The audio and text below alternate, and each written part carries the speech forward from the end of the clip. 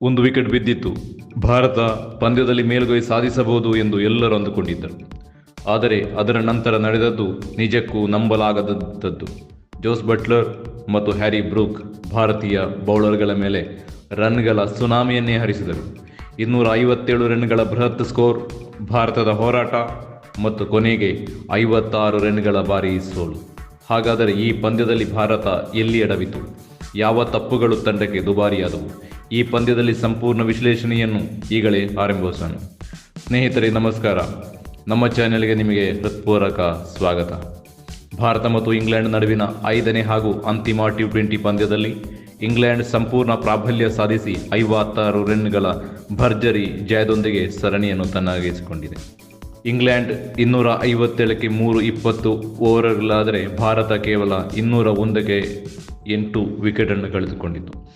ಈ ಪಂದ್ಯದಲ್ಲಿ batting, bowling, fielding ಪ್ರತಿಯೊಂದು ವಿಭಾಗದಲ್ಲೂ ಇಂಗ್ಲೆಂಡ್ ಭಾರತಕ್ಕಿಂತ ಒಂದು ಹೆಜ್ಜೆ ಮುಂದಿತ್ತು. ಟಾಸ್ ಎತ್ತು ಮೊದಲು ಬ್ಯಾಟಿಂಗ್ ಮಾಡಿದ ಇಂಗ್ಲೆಂಡ್ ಆರಂಭದಲ್ಲೇ ಫಿಲ್ ಸಾಲ್ಟ್ ವಿಕೆಟ್ ಕಳೆದುಕೊಂಡಿತ್ತು. ಆ ಕ್ಷಣದಲ್ಲಿ ಭಾರತ ಪಂದ್ಯದಲ್ಲಿ ಮೇಲುಗೈ ಸಾಧಿಸಬಹುದು ಎಂದು ಎಲ್ಲರಿಗನಿಸಿತು. ಆದರೆ ನಂತರ ಮೈದಾನದಲ್ಲಿ ನಡೆದದ್ದು T20 ಕ್ರಿಕೆಟ್ನ ಅತ್ಯಂತ ಸ್ಫೋಟಕ ಬ್ಯಾಟಿಂಗ್ ಪ್ರದರ್ಶನಗಳಲ್ಲಿ ಒಂದಾಗಿತ್ತು. ಜೋಸ್ ಬಟ್ಲರ್ 131 ರನ್, 64 ಎಸೆತಗಳಲ್ಲಿ 12 ಬೌಂಡ್ರಿ ಮತ್ತು 8 ಸಿಕ್ಸರ್ಗಳು, ಸ್ಟ್ರೈಕ್ ರೇಟ್ 205. ಬಟ್ಲರ್ ಆರಂಭದಿಂದಲೇ ಭಾರತೀಯ ಬೌಲರ್ಗಳ ಮೇಲೆ ಒತ್ತಡ ಹೇರುತ್ತಾ ಯಾವುದೇ ಬೌಲರಿಗೆ ಲಯ ಸಿಗದಂತೆ ಮಾಡಿದರು.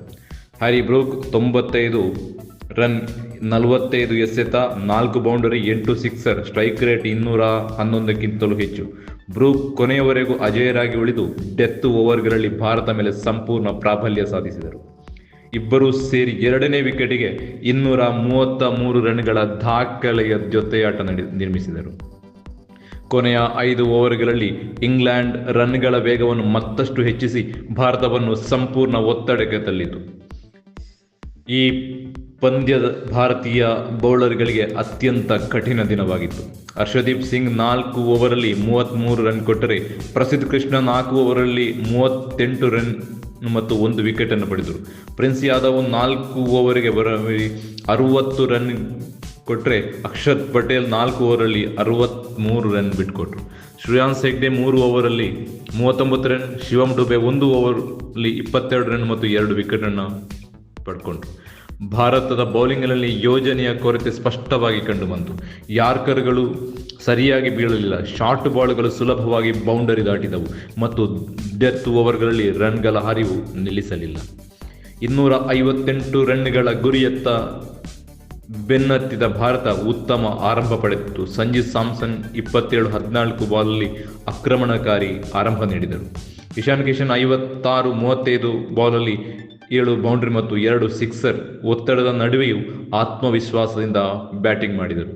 ಶ್ರೇಯಸ್ ಅಯ್ಯರ್ 28-16 ಬಾಲಲ್ಲಿ ವೇಗವಾಗಿ ರನ್ ಗಳಿಸಿದರೂ ದೊಡ್ಡ ಇನ್ನಿಂಗ್ಸ್ ಆಡಲು ಸಾಧ್ಯವಾಗಲಿಲ್ಲ. ತಿಲಕ್ ವರ್ಮಾ 53-25 ಎಸೆತಗಳಲ್ಲಿ 3 ಬೌಂಡ್ರಿ ಮತ್ತು 2 ಸಿಕ್ಸರ್, ಸ್ಟ್ರೈಕ್ ರೇಟ್ 212 ಕೊನೆಯವರೆಗೂ ಹೋರಾಡಿದರು. ಆದರೆ ಮಧ್ಯಮ ಕ್ರಮದಲ್ಲಿ ವಿಕೆಟ್ಗಳು ಸತತವಾಗಿ ಬೀಳುತ್ತಿದ್ದಂತೆ ಪಂದ್ಯ ಭಾರತದ ಕೈಯಿಂದ ಜಾರಿತು. T20 ಕ್ರಿಕೆಟ್ನಲ್ಲಿ ದೊಡ್ಡ ಗುರಿ ಬೆನ್ನತ್ತುವಾಗ ಒಂದು ದೊಡ್ಡ ಜೊತೆಯಾಟ ಅಗತ್ಯ. ಇದೇ ಭಾರತಕ್ಕೆ ಸಿಗಲಿಲ್ಲ. ಇಂಗ್ಲೆಂಡ್ ಬೌಲರ್ಗಳು ಸರಿಯಾದ ಸಮಯದಲ್ಲಿ ವಿಕೆಟ್ ಪಡೆದು ಭಾರತದ ಮೇಲೆ ಒತ್ತಡವನ್ನು ಹೆಚ್ಚಿಸಿದರು.